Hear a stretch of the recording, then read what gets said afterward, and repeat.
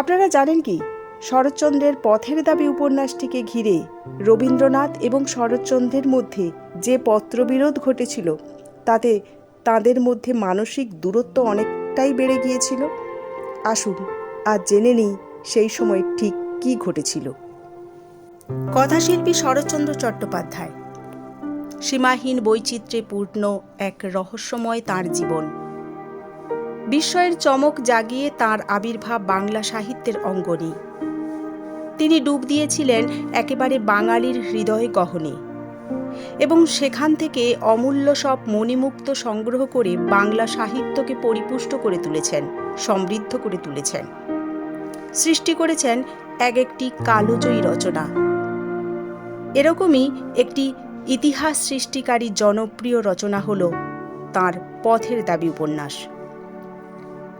এই উপন্যাসটি যতটাই জনপ্রিয় এবং সমাদৃত, ঠিক ততটাই সমালোচিত ও বিতর্কিত।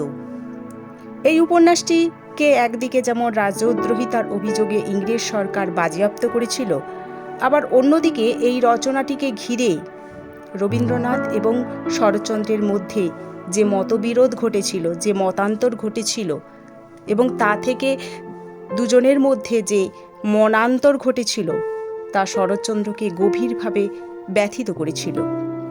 কেননা শরৎচন্দ্র রবীন্দ্রনাথকেই তাঁর সাহিত্যিক গুরুর আসনে বরণ করে নিয়েছিলেন। তাই কবিগুরুর তরফ থেকে যে পত্রাঘাত পেয়েছিলেন তা তাঁকে বেশ মর্মাহত করে তুলেছিল। শরৎচন্দ্রের এই একটিমাত্র রাজনৈতিক উপন্যাস পথের দাবি বঙ্গবাণী পত্রিকার দ্বিতীয় বর্ষের প্রথম সংখ্যা 1923-এর ফেব্রুয়ারি-মার্চ থেকে প্রকাশিত হতে থাকে। নিয়মিত এবং অনিয়মিত সব মিলিয়ে দীর্ঘ 3 বছরের কিছু বেশি সময়ে এই বঙ্গবাণীতেই পথের দাবি প্রকাশ পেতে থাকে এবং শেষ হয় ইংরেজি 1926-এর মেতে। বঙ্গবাণী পত্রিকাটি শরৎচন্দ্রের ভাষায় জর্জের বাড়ির কাগজ, কারণ এটির পরিচালনায় ছিলেন স্যার আশুতোষ মুখোপাধ্যায়, তখনকার কলকাতা হাইকোর্টের বিচারপতি, এবং তাঁর 2 সুযোগ্য পুত্র উমাপ্রসাদ মুখোপাধ্যায় এবং রমাপ্রসাদ মুখোপাধ্যায়। আর এই বঙ্গবাণী প্রকাশনী থেকেই পথের দাবি গ্রন্থাকারে প্রকাশিত হয় ইংরেজি 1926-এর 31শে অগাস্ট এবং বাংলা 1333-এর ভাদ্র মাসে, এবং প্রকাশক ছিলেন উমাপ্রসাদ মুখোপাধ্যায়। উপন্যাসটি প্রকাশের সঙ্গে সঙ্গেই পাঠক সমাজে এতটাই জনপ্রিয় হয়ে যায় যে 5000 কপি 7 দিনে নিঃশেষিত হয়ে যায়। 3 টাকা মূল্যের বই 10 টাকায় বিক্রি হতে থাকে। যুগান্তকারী এক গ্রন্থের প্রকাশ এবং জনচিত্তে তার প্রভাবের কাহিনী এক দীর্ঘ ইতিহাস। কিন্তু প্রথম থেকেই লেখক ও প্রকাশকের মনে বইটির ভবিষ্যৎ নিয়ে যে আশঙ্কা তৈরি হয়েছিল তা অচিরেই সত্যি হয়ে ওঠে। কেননা উপন্যাসটি প্রকাশের অল্পদিন পরেই ইংরেজ সরকার এর প্রচার নিষিদ্ধ করে দেয়। এভাবে পথের দাবি উপন্যাসটি বাজেয়াপ্ত হওয়ার সংবাদে বাজারে বইটি আরও ব্যাপক আলোড়ন তৈরি করে। আর অন্যদিকে ব্যথিত ও ক্ষুব্ধ শরৎচন্দ্র এই গ্রন্থটির নিষেধাজ্ঞার বিরুদ্ধে প্রতিবাদ করার কথা চিন্তা করে এর একটি কপি রবীন্দ্রনাথের কাছে পাঠিয়ে দেন। উদ্দেশ্য একটাই, কবি যদি তাঁর হয়ে ইংরেজ সরকারের এই আদেশের বিরুদ্ধে প্রতিবাদ জানান। কিন্তু পথের দাবি পড়ে রবীন্দ্রনাথ তাঁর অভিমত জানিয়ে শরৎচন্দ্রকে যে চিঠি পাঠিয়েছিলেন তা শরৎচন্দ্রকে গভীরভাবে ব্যথিত এবং ক্ষুব্ধ করেছিল। রবীন্দ্রনাথের সে চিঠির বিশেষ অংশ এরূপ: কল্যাণী এসু, তোমার পথের দাবি পড়া শেষ করেছি। বইখানি উত্তেজক, অর্থাৎ ইংরেজ শাসনের বিরুদ্ধে পাঠকের মনকে অবসন্ন করে তোলে। পরের সহিষ্ণুতার জোরেই যদি আমরা বিদেশি রাজত্ব সম্বন্ধে যথেচ্ছ আচরণের সাহস দেখাতে চাই, তবে সেটা পৌরুষের বিড়ম্বনা মাত্র। তাতে ইংরেজ রাজের প্রতি শ্রদ্ধা প্রকাশ করা হয়, নিজের প্রতি নয়। শক্তিমানের দিক দিয়ে দেখলে তোমাকে কিছু না বলে তোমার বইকে চাপা দেয়া প্রায় ক্ষমা, কিন্তু এই বলে কি কলম বন্ধ করতে হবে? আমি তা বলিনি। শক্তিকে স্বীকার করেই কলম চলবে। তুমি যদি কাগজে রাজবিরুদ্ধ কথা লিখতে, তাহলে তার প্রভাব স্বল্প ও ক্ষণস্থায়ী হতো। কিন্তু তোমার মতো লেখক গল্পচ্ছলে যে কথা লিখবে, তার প্রভাব নিয়ত চলতেই থাকবে। দেশ ও কালে তার ব্যাপ্তির বিরাম নেই। এমন অবস্থায় ইংরেজ রাজ যদি তোমার এই বই প্রচার বন্ধ না করে দিত, তাহলে এই বোঝা যেত যে সাহিত্যে তোমার শক্তি ও দেশে তোমার প্রতিষ্ঠা সম্বন্ধে তার নিরতিশয় অবজ্ঞা বা অজ্ঞতা। শক্তিকে আঘাত করলে তার প্রতিঘাত সইবার জন্য প্রস্তুত থাকতে হবে।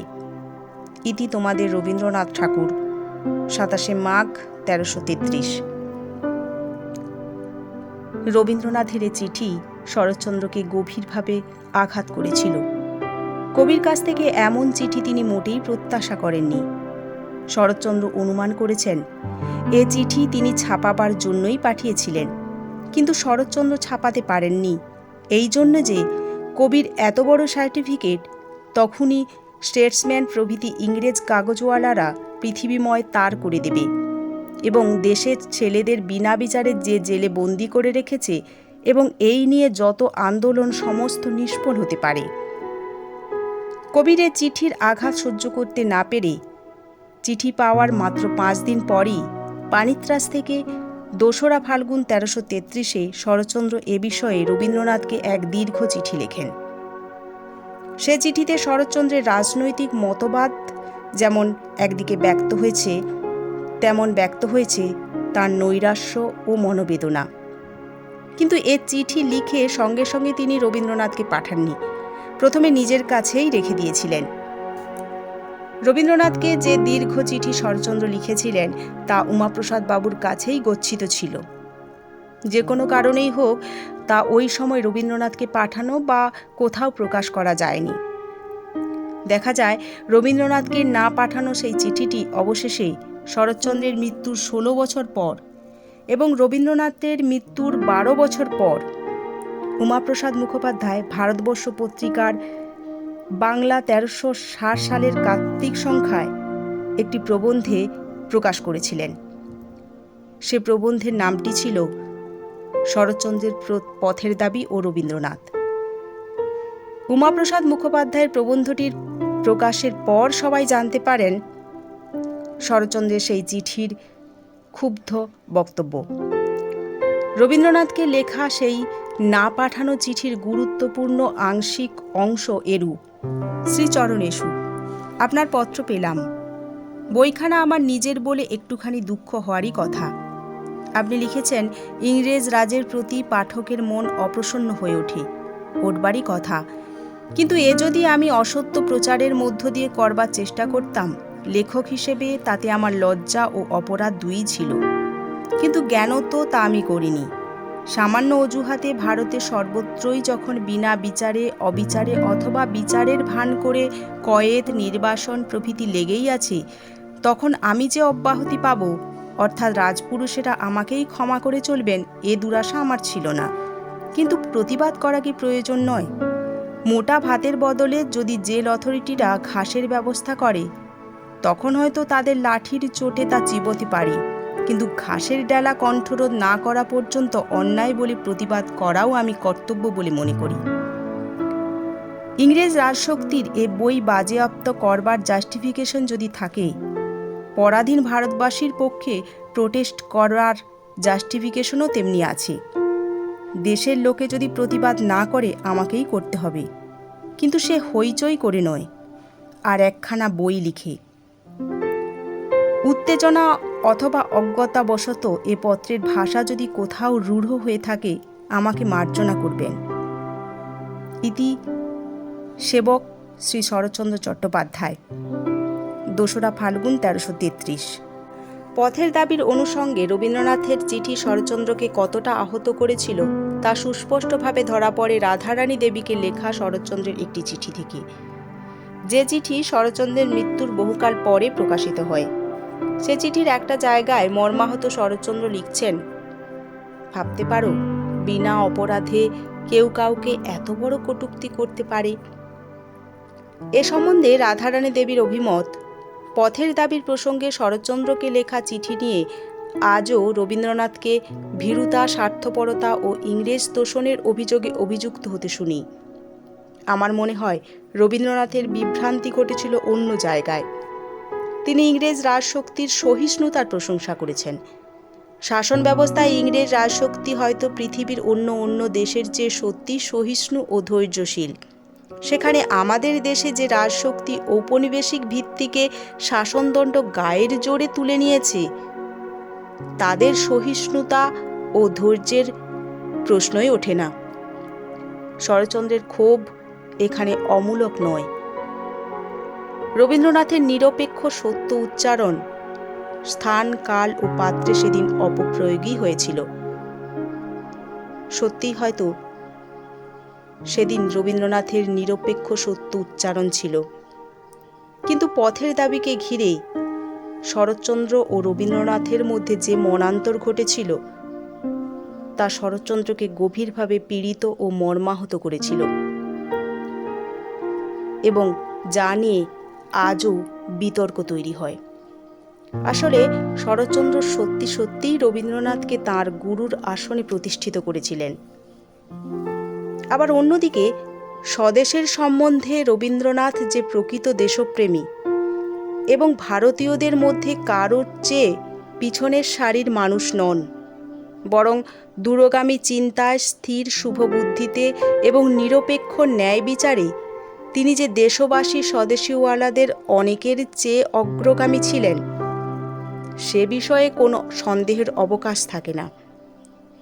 আসলে পথের দাবি নিয়ে কবিগুরুর বক্তব্য দেশকালের সীমায়িত চিন্তাধারা ও মানসিকতার পরিপন্থী ছিল না।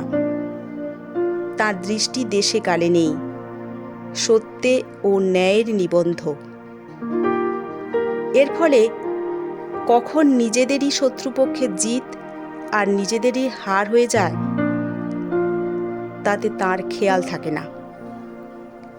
তবে যাকে ঘিরে কবিগুরু ও কথাশিল্পীর মধ্যে এই মন কষাকষি, এই মনান্তর, সেই পথের দাবির ওপর থেকে ইংরেজ সরকারের নিষেধাজ্ঞা কিন্তু একদিন উঠে যায়। অবশ্য সেদিন শরৎচন্দ্র আর ইহজগতে নেই। 1344 সালের 2রা মাঘ শরৎচন্দ্রের প্রয়াণের দিন। শোভাযাত্রায় পথের দাবির ওপর থেকে নিষেধাজ্ঞা প্রত্যাহারের জন্য শোভাযাত্রীদের মধ্যে যেমন প্রবল দাবি উঠেছিল একদিকে, আবার অন্যদিকে ব্যথিত রবীন্দ্রনাথ লিখছেন, যাহার অমর স্থান প্রেমের আসরে, ক্ষতি তার ক্ষতি নাই মৃত্যুর শাসনে, দেশের মাটির থেকে নীল যারে হরি, দেশের হৃদয় তারে রাখিয়াছে বড়ি।